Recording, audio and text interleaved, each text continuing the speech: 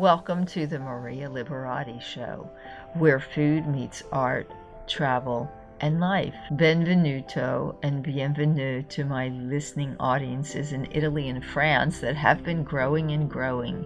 Mille grazie and merci beaucoup for joining us. And also a special thank you and welcome to my English-speaking audiences, especially in the United States. What does food mean to you? Share a text of 50 words or less, or a soundbite of 60 seconds or less on social media, hashtag it The Maria Liberati Show, and answer the question, what does food mean to you? And you'll be entered in a drawing to win a copy of my book, The Basic Art of Italian Cooking.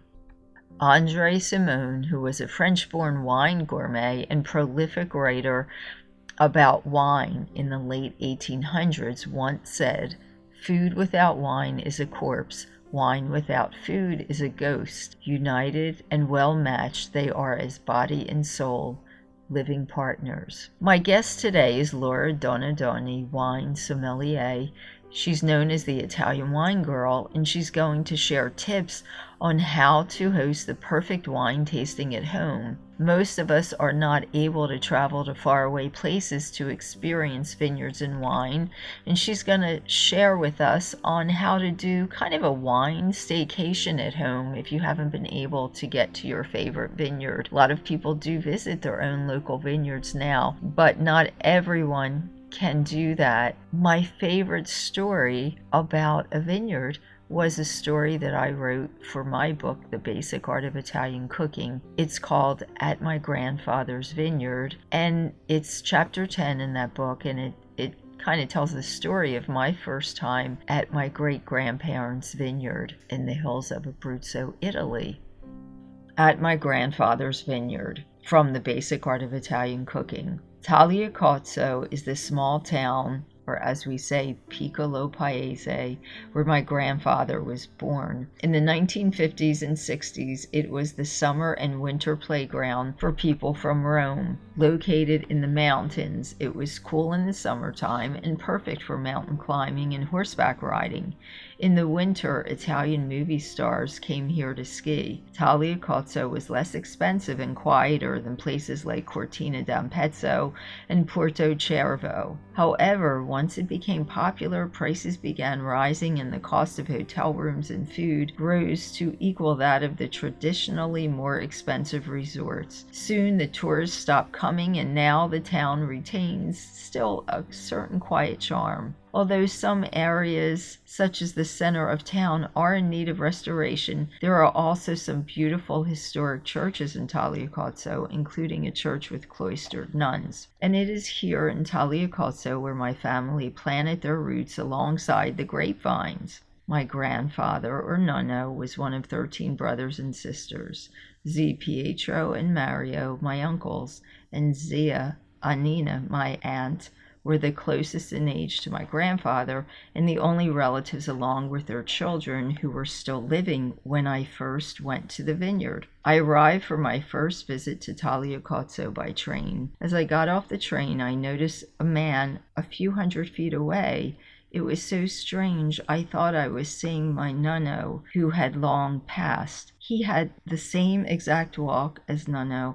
I knew this had to be a relative coming to meet us, and it was Zio Pietro, my grandfather's brother. He knew who we were immediately without an introduction. But that's the way it is in Italy. Relatives whom I've never met or friends that I've not seen for years all have this uncanny intuition. They know who you are immediately. Zio Pietro's son drove the car, and within 5 minutes we arrived at my grandfather's vineyard. It was like something out of a dream for me. Here I was, finally meeting this cast of characters who my grandparents had talked about so many times. My great aunts and uncles and some of their children and their children's children, they all stood before me. The vineyard had 3 villas connected to each other. My grandfather's 3 remaining brothers, Mario, Pietro, and Enrico, lived there in separate houses with their wives. Some of the villas had separate apartment dwellings so that their children and families could stay when they came for a visit. Zia Annina lived in another house on the other side of town with her husband Antonio. I had such an eerie feeling when I first met her. She was the youngest of the family, but she resembled in such an uncanny way the oldest sister, Zia Maria, who had immigrated to the U.S., and I had spent many Christmases with her in the Italian section of Philadelphia, South Philadelphia, where she lived most of her life after she immigrated to the United States. Zia and Nina had the same walk as Zia Maria, the same mannerisms. It was almost as if Zia Maria had been reincarnated. I stayed at my uncle or Zio Mario's house, which was the villa in the center of the grounds. That first night, Zia Anna, who is Mario's wife, made a wonderful dinner consisting of a frittata with artichoke, zucchini imbottito, which is stuffed zucchini, pasta with pecorino cheese that had been produced right there at the vineyard from the sheep's milk, and of course wine produced at the vineyard, a Cereszuolo d'Abruzzo. It's kind of like a rosé wine. For dessert, we had a torta de mela, which is a type of apple pie. It was at the same time a sort of a custard, not a typical apple pie that we know in the United States. During my visit, I learned so many things about my family, interesting stories that I'd never heard about life in Tagliacozzo. There was so much family history that I never knew. My great-grandfather, Orbis Nonno, had always had a keen sense of caring for his family. When the economic situation in Italy was horrible many years before the war, my bisnonno went to America looking to make his fortune. He had 13 children to support, and there was no work in Italy. He found work building the Brooklyn Bridge in New York City. He stayed until he finished his work, all the while sending money back to his wife and children. My great-grandfather didn't want to stay in America, though. He missed his wife and children, and he knew he could not afford to take them all to America. So he did not like being in the United States all alone. So when the work was done, he decided that he had to return home. When he arrived home, he recounted his adventures in America. His stories about how big America was and all the things going on there intrigued my grandfather and his oldest sister, Maria. They listened to their father's tales with fascination, more impressed than anyone else by these stories. Maria, the eldest sibling, eventually moved to America with her intended husband. Nonno followed her when he was only 14 years old. Even at the age of 14, he dreamed of making money, which was in short supply in Italy. My great-grandfather had invested some of the money that he made in America into purchasing land in Italy, and that was actually how he bought this vineyard. But there was not always enough food and other necessities to go around, and also there was no work in sight. So my grandfather was determined to travel to America, to South Philadelphia, to live with his sister Maria, who was already settled there, and she had agreed to be his sponsor. Zio Mario, my grandfather's brother, still can hear my grandfather arguing with his father about how he wanted to go to America, where he was sure he would become rich. My great-grandfather tried to discourage him, and my great-grandmother, well, she was beside herself. She worried that she would never see her son again. But stubbornness is a trait that is passed down from generation to generation in Tagliacozzo. Once the people there make their minds up to do something, they do it. And so off my grandfather went. Nonno had never told us what a heart-wrenching decision this was for his parents, and they didn't ever see him again. Nonno eventually found work in Michigan building tracks for the railroads. He worked hard, but knew Michigan was not for him. After all, none of his family was there. After earning a bit of money, he returned to South Philadelphia, settled into the close-knit Italian community there, and met my grandmother. They were actually from two different parts of the same region in Italy. At the time they were born, it was considered the region of Abruzzi. However, in the 1960s, Abruzzi separated and became two regions, Abruzzo and Molise. So, as far as my grandparents were concerned, they were really from the same region, although different ends of it. Because of this, they had in common the traditions and foods of their region. One of my favorite recipes to enjoy with wine is grilled porcini mushrooms. Since mushrooms seem to be considered the meat of the vegetable kingdom, here's a grilling recipe to pair with red wine, and it's the grilled porcini mushrooms. And this recipe comes from my book, The Basic Art of Italian Cooking, Da Vinci Style. 8 large porcini mushroom caps, 2 cloves of garlic, a handful of fresh parsley, 4 tablespoons of extra virgin olive oil, salt, and freshly ground black pepper to taste. Clean the mushroom caps with a damp paper towel. Do not put the mushrooms under water, but clean them delicately with a damp paper towel. Chop fresh parsley and garlic. Place the mushroom caps, olive oil, chopped parsley, garlic, salt, pepper to taste to marinate in a bowl for 5 minutes. Turn over and marinate them for another 5 minutes. Place the mushrooms on a hot grill for about 10 minutes, 5 minutes on each side, and serve immediately with your favorite red wine. We really love having her on is Laura Donadoni, who is known as the Italian wine girl. Laura, thank you so much for being on the show today. Oh, thank you for inviting me. Thank you so much. Great. And Laura, on your Instagram account, you call yourself an Italian Wine USA ambassador. What does that mean to you? Yes, that is actually a title that I obtained in 2016 through Vinitaly, which is the biggest Italian wine fair, the national wine fair. Is one of the biggest in Europe, I believe. And you have to go through a course and a very, very tough exam to become an international ambassador for Italian wines. And I succeeded, so I got my title as an ambassador, and that means that I organize wine events for them in across the United States, and I promote the Italian wines across the United States. And that's also means that I'm kind of an expert in Italian grape varieties, since to obtain the title you have to study more than 564 grape varieties that are registered in Italy, and you can use to make wine of. So it's a really let's say tough journey, but it's an interesting and a fascinating one. So I'm so happy to be an Italian wine ambassador. Yes, well, congratulations. Wow, that's a lot of work too, but I think it would be work that you love because you're studying about something that you love. So yeah, definitely.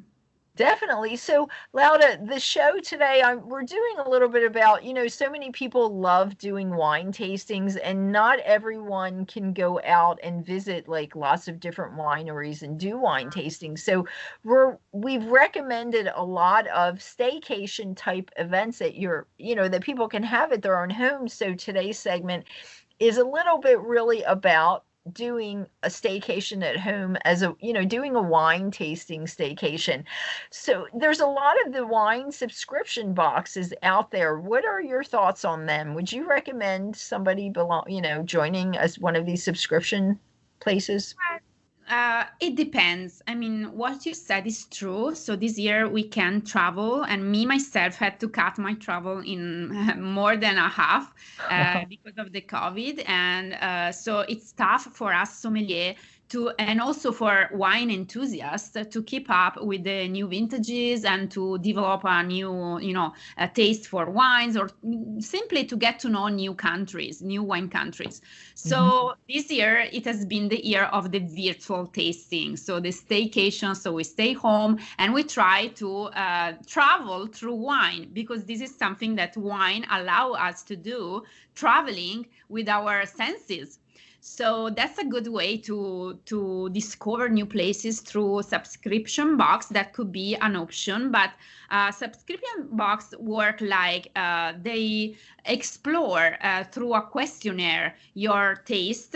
Maybe they ask you if you like your coffee black or if you put a lot of sugar. They ask you if you like lemon or if you like more, I don't know, other kind of taste. So they ask you some question about what you eat, and they elaborate the answer, and then they choose, they pick, I don't know, 6 wines or maybe 12 wines per month.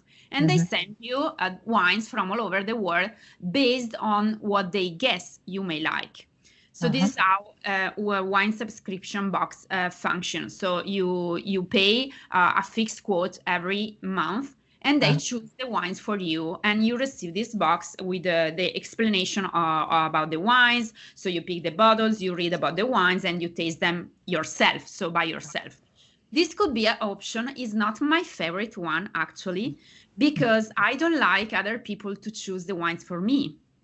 I like to better like discover the wines, maybe reading about them and getting passionate about the wines, and then pick them for me. It's like paying someone else to make to do shopping for you. You know, we women, we love to do shopping, so I won't pay anybody else to do shopping for me. So the same is for wine. So I'm not a fan of subscription box. There are other ways that you can choose to taste wines from home. For instance, this year in 2020, there is a survey I just read that in Napa Valley, 72% of the wineries implemented virtual tasting in their activities, and they're offering so their customer to be sent samples of the wine and to do a Zoom call or a Skype call with the producer and to discover the wine from home. So this is another way to discover the wine regions and to travel being home, but it's not that somebody choose the wines for you. Is you that you can pick the winery you want to see, you want to understand more, and then they send you sample, and then you have a chat with the producer. So that is even like more, you know, exciting and charming to me than a box of wine coming to your home. Yes, it sounds like you're more connected to the wine, just like I always tell people to be connected to their food in some way, you know, learning who the producer is and the history and the story of, and it makes it so much more interesting, right? Yeah, exactly. Or if you don't want to choose one winery, but you want to focus on a wine region, there are a lot of professionals, my colleagues, that offer these services now, the virtual sommelier services. So you can go online, find a sommelier you trust, maybe somebody you follow on Instagram, I don't know, or you read the blog about this person, and then you find out that you like her or him. And a lot of them are offering now like Zoom calls. They send you wines. Maybe you have a theme and you say, I want to do a tasting about Italian wines. And you gather, I don't know, your friends or maybe just your relatives. And then you make an appointment, and the sommelier choose the wine for the theme for the night. They send you the wines at home, and then you are guided through a tasting from a professional, and then you can also learn a lot about that theme, Italian wines or rosé wines or New Zealand wines. So really the occasion are a lot on the internet in these days. So I will choose this rather than a subscription box. Yes, that sounds interesting. And I was just going to ask, you've kind of answered, but what I was going to ask is, what would you recommend? So if somebody, you know, because a lot of people now aren't inviting, you're not supposed to have like large groups of people, you know, but you know, family, friends that you regularly see are okay. Yeah. So let's say you want to do a small wine tasting at your home. How would you recommend setting something like that up?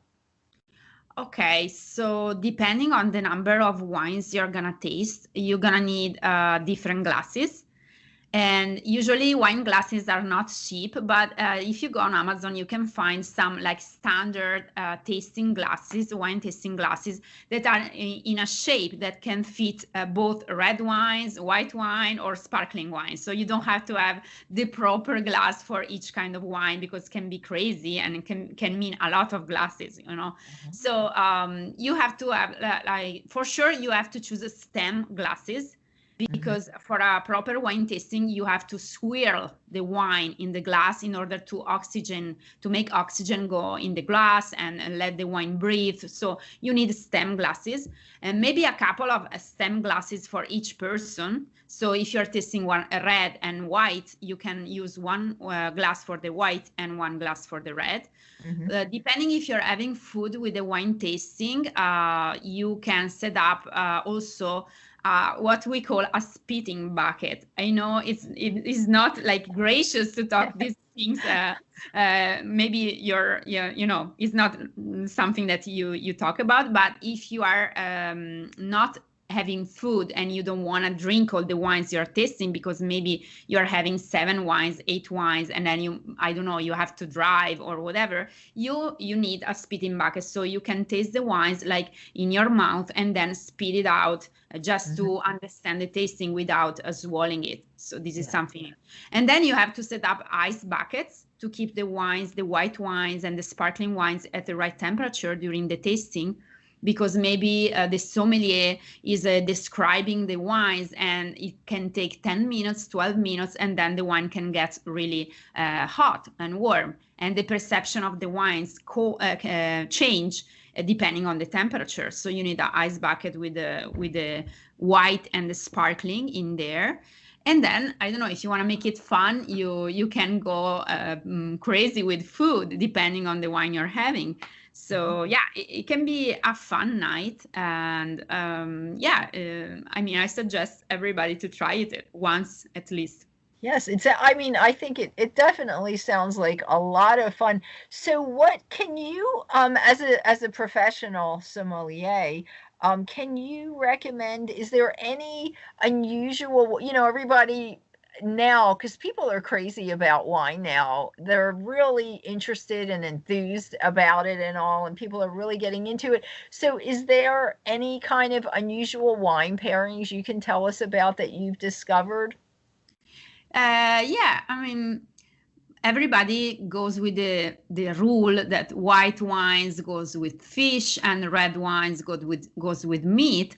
But you can play around with light body red wines. I'm talking about, I don't know, Pinot Noir or some rosé, for instance. Also rosé wines from Italy, like the Cerasuolo d'Abruzzo, or the Rosato del Salento, which is from Puglia. You can play around with these light body reds or rosé wines with fish, for instance. If you're having salmon, instead of drinking your Chardonnay or your white wine as you usually do, try to pair it with a light body red, a light Pinot Noir, maybe from Oregon, or if you want an Italian wine, a Cerasuolo d'Abruzzo, which is Montepulciano grapes, but in a rosé style. So play around also with this. And another thing that usually shock people at my wine pairing classes is to pair dessert wine, so sweet wines, with savory food. So that's interesting. If you're having gorgonzola, for instance, or blue cheese, which are very savory and very salty, instead of going with a dry red, bold red, go with a passito di Pantelleria or a Sauterne, or a very sweet wine, because the contrast between very, very salty and very sweet is going to be harmony in your mouth. So it's really, fascinating, interesting. Yes, that's a fascinating, I think that's a fascinating pairing. I've never heard of, I have heard of, when I've talked to vintners and oenologists, they have told me, about, like, there's some trends moving away from red with meat and white with fish, Yeah, just that, that there's, just like you're saying, all these different ideas, but the idea of pairing like a sweet wine with a salty, that's really interesting. yeah. I like that. I like Last, that. That sounds last really. last year, for instance, I was in Bordeaux, Hmm. and we were having oysters, and Uh-huh. they paired the oysters with a sauterne. Oh my goodness. Sauterne is Wow. a very prestigious Yes. sweet wine, and I mean, Yes. like this small bottle of Sauterne can cost, I don't know, a few $100, and Uh-huh. it's made from dried out grapes. They let Uh-huh. it dry out on the vine before Uh-huh. harvesting, so it's very rare, and it's kind of sweet. And they Is were that pairing it with oysters. is that like a Vin Santo? Because don't they do that with Vin Santo? They dry the grapes and they make the wine from Yeah, from the kind dried of. grapes. Yeah, the process of drying out is the same, but then there are some differences during the production method. But yeah, also Vinsanto with the oyster, you should try it. Or Vinsanto with foie gras, with the Oh, pate. yes. That could be a good pairing. And also, I met a guy in Tuscany who is specializing in pairing Vinsanto with cigars. Oh my gosh. Wow. The different flavors of cigars like vanilla, nutmeg, get paired with a sweet wine. So Uh-huh. yeah, you can really explore, yeah, the wine pairing in different ways. But In it's different fascinating. It's ways. one of my favorite topics to talk about wine and food pairing. Yes. Wow. Yeah, and there's so many different ways to discover and to pair wine. So I think it's a lot of fun to, discover on your own, as you're saying, try and discover on your own. Do you think so what makes Italian wines different? Is there anything that you think really sets Italian wines apart? Yeah, talking about the US market, for instance, Hmm. the quality per value, the money for value in the Italian wines is really standing out if compared with other wine regions. So you can get really high quality wines for a fraction of the price than French wine, for instance, or even Californian wines, even local wines. So that's an asset. But what make Italy really different is the huge variety we have, huge diversity we have in terms of offer of grape varieties. As I was mentioning at the beginning, we have more than 500 registered grape varieties, but there are more than 1,000 not registered. So if you mean it doesn't, I there are some Italian wines I haven't tasted yet, and I'm Hmm. Italian and I'm studying Italian wine. So it's endless. The Yeah. offer is endless. So if you're a curious person and if you wanna, try something new every week or every day, even Italy is your country to look at for wines. That's great. So is there anything else you'd like to share with anyone? Like I didn't mention your book, so why don't you, I know it hasn't been published in the US yet, but Yeah, I will. I'm sure it will be. So tell us the name. It's called, I don't want to say the title because that's the, Yeah, the title is in Italian, which is yes, Come il vino ti cambia la vita, yes, and yes, yes, translated is how life can change your, how wine can change your life, yes. because it's the story how wine changed my life in a good way, because I'm doing what I like, and it has been for me a sort of, second life, because I went through some tough paths during my life, and wine was the thing that keep me alive in terms of passion and optimism and wanting to realize my dreams. So that's my story. But in the book, there are 6 different stories of inspiring people in the wine world in Italy that had their life changed through wine. So it's an inspiring book talking about human being before than wines. But Yes. wine is kind of like a person, because it has his own life, and every year is different from the other year. So yeah, there are a lot of parallelism between wine and people, and the book explore it. So yeah, and I hope we will translate it in English very soon and publish very soon in the US. Hopefully, maybe by the end of the year, or I don't know, beginning of 2021. Oh, that's great. That's great. Yeah, it sounds like a really very, very interesting book. And yes, I know that the small winemakers, I believe that you mentioned in your book, they're all passionate about what they do. So, I'm sure it's very inspirational as well. Yeah. Um, as well. So, the last question I want to ask you, and I asked you this before, but I always ask everybody at the end of each interview, what does food mean to you? Oh, food is community.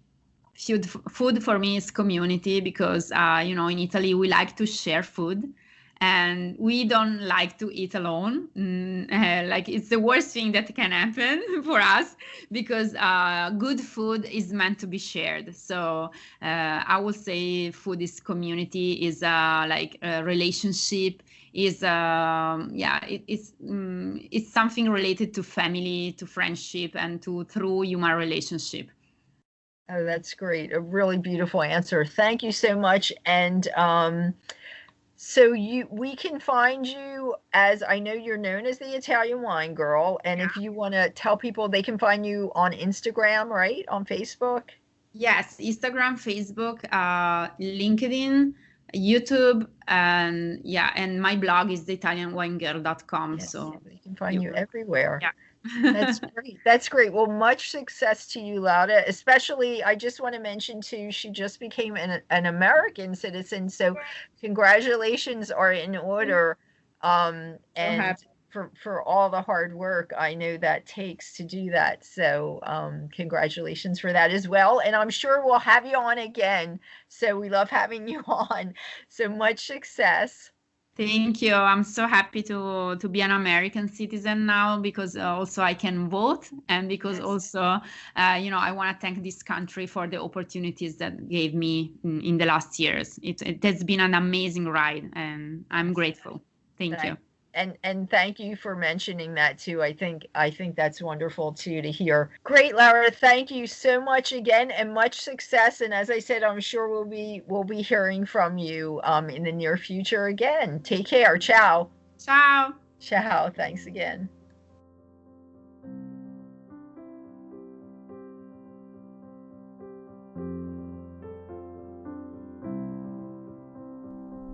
Thanks for joining us and listening to the Maria Liberati Show. If you have any recipes that were inspired by today's segment, or if you get to do your own wine tasting, take a picture, show it off, hashtag it the Maria Liberati Show, and post on social media. We'll be gathering pictures and posting on my website in the next few weeks. Thanks to my producer, Brittany Roselle, and the Italian wine girl, Laura Donadoni. Go to my website, marialiberati.com, to keep up with my blog and the show and my book series, The Basic Art of Italian Cooking. Push that button to like, share with your friends. Join me on Twitter at Maria Liberati with a capital M for Maria. On Instagram at Maria Liberati and Chef_Maria Liberati, on Facebook at Chef Maria Liberati, and on Pinterest at Maria Liberati. And this podcast is heard all over the world on Anchor, Spotify, iTunes, iHeartRadio, Radio Republic, and more. So you can listen to this wherever you get your podcasts. What does food mean to you? Hashtag your answer with The Maria Liberati Show in a recording soundbite of 60 seconds or less, or a social media post of 50 words or less. Post on social media or email me at maria@marialiberati.com. If selected for an upcoming podcast segment, you'll receive an autographed copy of my book, The Basic Art of Italian Cooking. I'd love to hear from you. If you have any questions or ideas for upcoming segments, email me directly at maria@marialiberati.com. Until next time, peace, love, and pasta.